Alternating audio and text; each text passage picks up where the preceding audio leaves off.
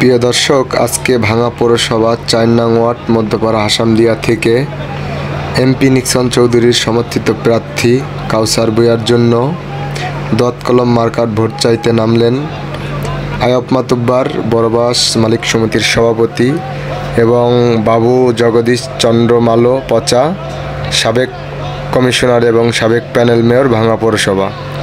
এখানে আরও উপস্থিত আছেন সানোয়ার হোসেন যুবলীগ নেতা, এখানে আরও উপস্থিত আছেন সুজন বিশ্বাস যুবলীগ নেতা, এখানে আরও উপস্থিত আছেন ওসমান মাতুব্বর, সাবেক ছাত্রলীগের সাংগঠনিক সম্পাদক ভাঙা পৌরসভা।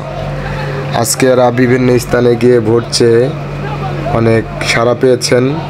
দেখুন, এখানে যারা আছেন সবাই এবার নেতা এবং কর্মীরা মিলেই এবার এমপি নিক্সন চৌধুরীর সমর্থিত প্রার্থী কাউসার ভূঁইয়াকে বিপুল ভোটে বিজয়ী করে ফুলের মালা দেবেন।